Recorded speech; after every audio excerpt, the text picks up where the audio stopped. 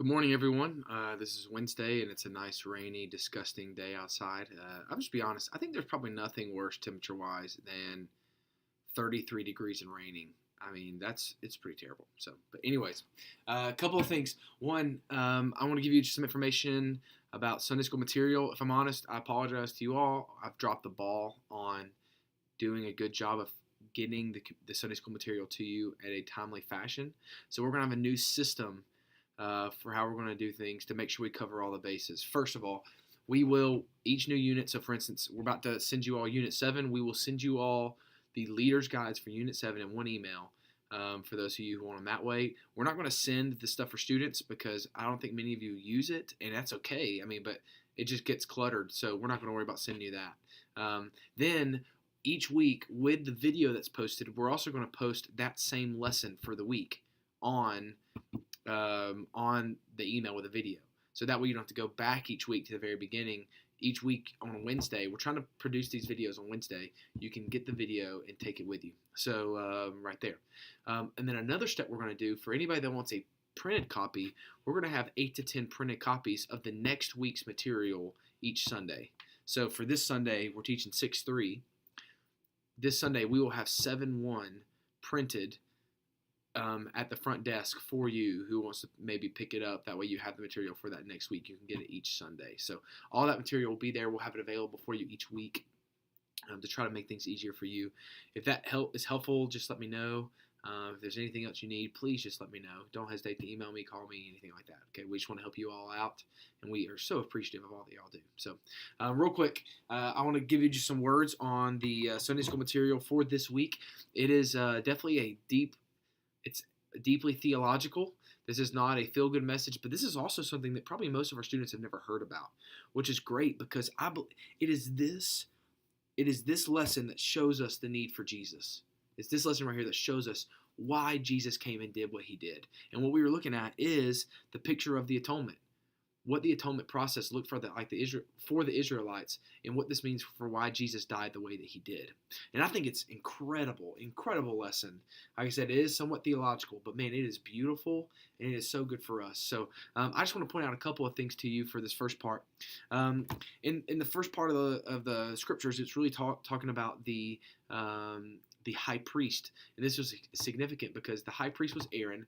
And Aaron was the only one allowed to go behind the curtain into the Holy of Holies. And on top of that, he was only allowed to go back there one time a year as the high priest, because it was in that moment that the high priest offered the sacrifice for the payment of sins. That could only be done one time a year. That's where he offered the sacrifice to the goats. So he, one time a year, could go back behind the curtain into the Holy of Holies. He was the only one that could do that. And it's only the high priest that could atone for sin. It's only him. Well, this is why Jesus is called the high priest all throughout the New Testament. Why? Because it was only Jesus, who was fully man, fully God, could pay for sin, who could atone for our sin. And that's why that was so important. A funny story, I say funny story, about this, because it was such a fearful process to go behind the Holy of Holies, what they would actually do is attach a rope with bells on it to the waist of the high priest when he went back there to offer sacrifice. And they knew as long as they heard the bells moving that the priest was alive. But if they did something, if the priest did something wrong and something happens and the priest died, they would hear it hit the ground, or they'd stop hearing the bells. Well, instead of having to go in there to get him, they would literally just pull the guy out with a rope and drag him out of the Holy of Holies.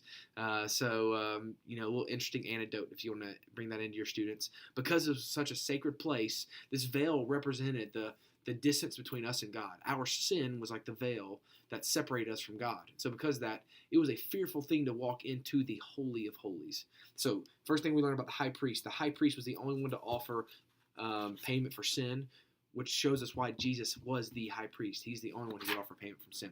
Another thing that we see in here, which is great, what we can point to is that when we look at the goats, the two goats that were used in the atonement, we see that Jesus was the true sacrifice and Jesus is the true scapegoat. Okay, now let me show you why.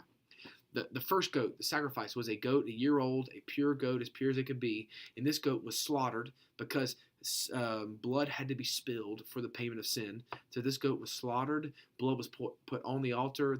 It was cooked on the altar as the payment for sin. One goat had to be killed. Blood had to be shed for the payment of sin. shows us Jesus. Why did Jesus have to die? Because blood had to be paid. Blood had to be shed for the payment of sin. Jesus is the better sacrifice. That's who he is. So the atonement, the shedding of the blood had to happen every single year, because even though this goat was as pure as it could be, it was not a pure thing. And a goat can't ultimately pay a sacrifice for a human, right? It couldn't. It had to be someone who was fully man to pay for man's sins, but it also had to be someone that was fully God to make the atonement possible. So Jesus is the perfect sacrifice. But then this is one of the coolest things. Jesus was also the scapegoat. The second goat that was used was sent out of the camp to show this picture of God sending our sins away, that he no longer sees them, he no longer views them anymore. So what they would do is they would tie a scarlet thread around the neck of the goat, and then they would say, this is the scapegoat. God no longer remembers our sins. And they would set the goat free into the wilderness.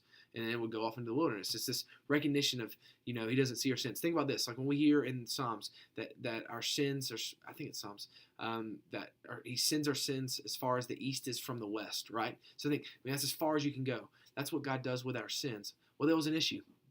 This is who Jesus is. Jesus is the perfect scapegoat, because in his death, he then provided us righteousness that was put over our body, and because that he sees our sins no more. The judge sees our sins no more because of what Christ has done. He is the perfect scapegoat. But interesting story, they were having issues with the goat that had the red sash around his neck showing back up in camp. Because, think, you're sending it out into the wilderness. Sooner or later, it's going to hear noise, it's going to hear land, it's going to need food, and so it's going to wander back into town. And you didn't need the scapegoat with the scarlet thread showing back up in town. That gets awkward. So here's what they started doing, and this is beautiful. This is where it ties into Jesus so well. What they did is they would then take the goat and they would run the goat to person after person after person all the way to the cliffs of Jericho. And when they got to the cliffs of Jericho with the goat, they would throw the goat over the cliffs. And then when that happened, they would turn around and scream back to the next person, "It is finished. It is finished. It is finished. It is finished." All the way back to Jerusalem, back to the temple. And then there, the crowd, the people would rejoice and scream and be so excited because it was finished. Their sin was no more. And for the next year, they knew they'd be okay.